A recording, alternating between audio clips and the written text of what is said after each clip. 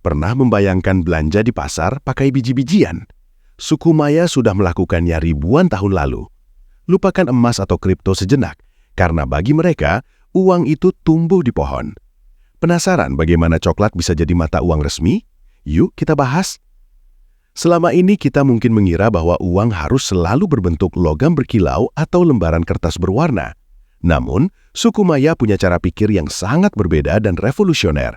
Bagi mereka, uang adalah sebuah ide besar, bukan sekedar benda fisik yang mati. Mereka membangun ekonomi imperium yang sangat perkasa di atas sesuatu yang tumbuh dari pohon, yaitu biji kakao. Di tangan mereka, kakao bukan sekedar bahan pangan, melainkan alat tukar sah yang menggerakkan seluruh pasar. Pada masa kejayaannya tahun 250–900 Masehi, kota-kota seperti Tikal dan Calakmul adalah mesin ekonomi raksasa yang sangat mengagumkan. Hebatnya, suku Maya mampu mengatur logistik untuk puluhan ribu penduduk tanpa bantuan roda ataupun hewan pengangkut barang. Mereka membutuhkan sistem yang sangat stabil untuk menopang populasi yang padat di tengah hutan rimba. Inovasi ekonomi mereka membuktikan bahwa kemajuan peradaban tidak selalu bergantung pada teknologi mesin, melainkan pada pengelolaan sistem pertukaran yang sangat efisien. Awalnya, perdagangan dilakukan dengan cara barter, tapi sistem ini punya kelemahan karena sangat mengandalkan kebetulan semata.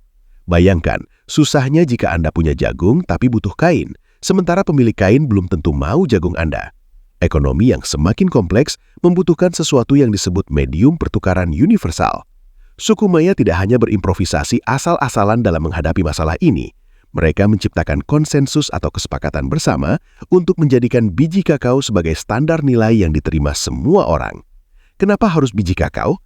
Karena kakao sudah memiliki nilai yang tertanam jauh sebelum digunakan sebagai mata uang.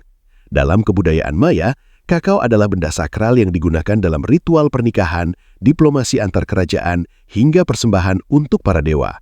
Syarat utama agar sesuatu bisa menjadi uang adalah adanya kepercayaan kolektif, dan kakao sudah memilikinya sejak awal. Karena semua orang sudah menghargai kakao sebagai benda suci, transisi menjadikannya sebagai alat bayar menjadi sangat mudah dilakukan. Arkeolog menemukan bukti menarik bahwa kakao disimpan dalam jumlah yang sangat terukur di gudang-gudang kuno. Berbeda dengan emas yang harus ditimbang, uang coklat ini cukup dihitung jumlah bijinya saja. Kakao menjadi unit pembayaran standar yang sangat fleksibel untuk berbagai keperluan. Biji-biji ini digunakan untuk membayar pajak kepada raja, memberikan gaji kepada para pekerja bangunan, bahkan digunakan untuk membayar denda dalam pengadilan.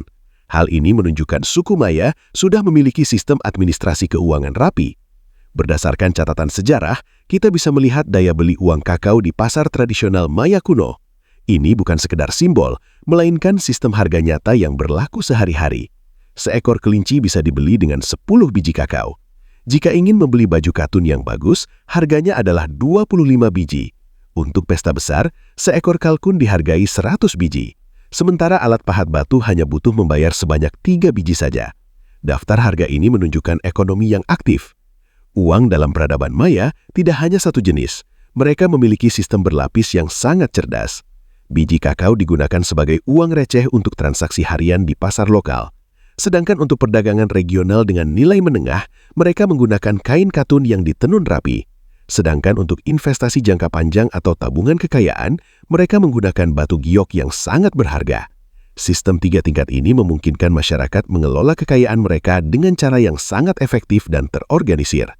Salah satu fitur unik dari uang kakao adalah sifatnya yang bisa busuk atau kering. Tidak seperti emas, kakao bisa berjamur jika disimpan terlalu lama. Secara ekonomi, hal ini sangat jenius karena mencegah orang menimbun kekayaan secara berlebihan atau hoarding. Resiko pembusukan memaksa uang untuk terus berputar dan dibelanjakan di pasar. Hal ini menjaga roda ekonomi tetap bergerak kencang dan memastikan aliran barang dan jasa tidak pernah terhenti karena uang yang macet di gudang.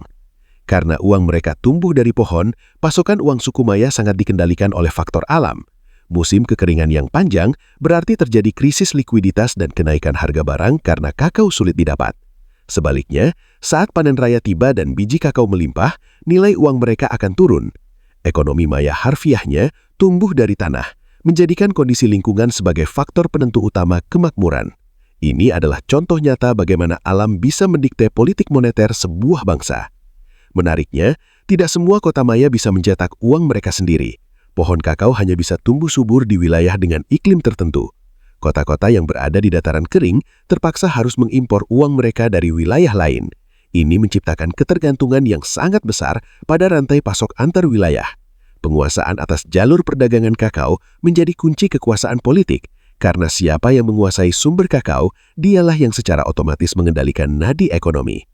Bahkan ribuan tahun lalu, sudah ada pelaku kriminal atau scammer dalam sistem keuangan mereka. Orang-orang curang akan mengosongkan kulit biji kakao, lalu mengisinya dengan tanah atau pasir agar tetap tampak utuh dan berat. Uang palsu ini sering digunakan untuk menipu pedagang di pasar yang ramai. Akibatnya, otoritas pasar harus mengembangkan sistem kontrol kualitas yang ketat untuk mendeteksi pemalsuan ini. Masalah keamanan uang ternyata bukanlah hal baru dalam sejarah panjang peradaban manusia. Menguasai lahan kakao di zaman Maya kuno sama pentingnya dengan menguasai ladang minyak di era modern. Banyak perang besar antar kerajaan dipicu oleh keinginan para raja untuk mengamankan suplai uang bagi wilayah mereka. Dengan menguasai daerah penghasil kakao, seorang raja bisa menarik pajak dan upeti yang besar dalam bentuk mata uang yang sah. Persaingan memperebutkan sumber daya alam ini menunjukkan betapa berharganya biji coklat dalam menentukan peta kekuasaan politik dan militer. Untuk memindahkan uang antar kota yang jauh, suku Maya mengandalkan kelompok pedagang profesional yang disebut puhunes. Mereka bukan sekedar pedagang biasa, melainkan juga berfungsi sebagai diplomat dan mata-mata kerajaan. Sambil membawa kargo berharga berisi biji kakao dan kain katun, para puhunes ini juga membawa informasi politik penting dari satu kota ke kota lainnya.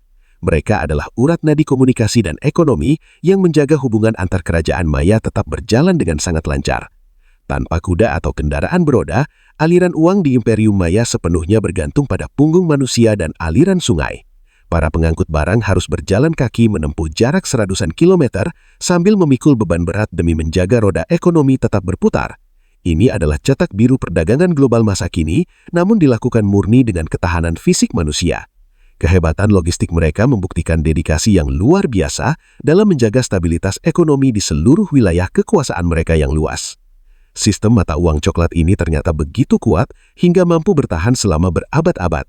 Bahkan setelah keruntuhan peradaban Maya klasik, sistem ekonomi ini tidak hilang begitu saja. Bangsa Aztec yang muncul kemudian mengadopsi sistem ini dan melembagakannya lebih jauh lagi sebagai alat pembayaran pajak negara yang resmi. Warisan ekonomi suku Maya ini membuktikan bahwa sebuah sistem yang didasarkan pada kepercayaan masyarakat yang kuat akan tetap bertahan meskipun penguasa politiknya sudah berganti. Jika kita melihat ke belakang, masalah ekonomi Maya ternyata sangat mirip dengan masalah kita saat ini. Mereka juga berjuang melawan inflasi, pemalsuan uang, perang sumber daya, hingga ketimpangan antara elit dan rakyat. Meskipun teknologinya sudah berubah drastis dari biji coklat menjadi angka digital, perilaku dasar ekonomi manusia tetap sama. Sejarah mengajarkan kita sebuah kebenaran penting. Tantangan dalam mengelola nilai dan kepercayaan akan selalu menjadi inti dari setiap peradaban manusia di dunia. Suku Maya memberikan pelajaran berharga bahwa uang bukanlah sekedar objek fisik.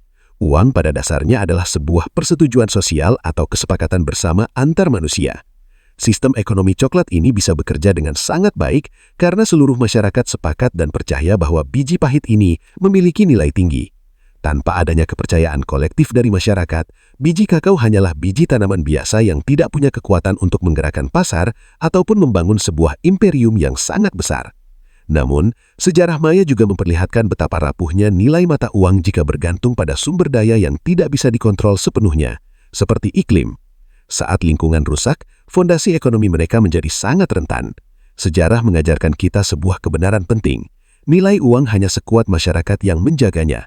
Jika kepercayaan masyarakat hilang atau sumber daya pendukungnya hancur, maka sistem ekonomi yang paling hebat sekalipun akan ikut runtuh. Kita harus bijak menjaga keseimbangan alam dan kepercayaan. Sebagai penutup, kisah uang coklat suku Maya mengajarkan kita untuk melihat uang dengan cara yang lebih mendalam. Sejarah membuktikan bahwa nilai uang terletak pada kepercayaan masyarakatnya, bukan pada benda itu sendiri. Baik itu biji kakao atau uang digital, semuanya hanyalah alat untuk mewujudkan kesepakatan antar manusia. Dengan memahami sejarah ini, kita bisa lebih bijak melihat sistem keuangan modern kita. Peradaban boleh berganti, tetapi prinsip dasar tentang nilai dan kepercayaan akan tetap sama.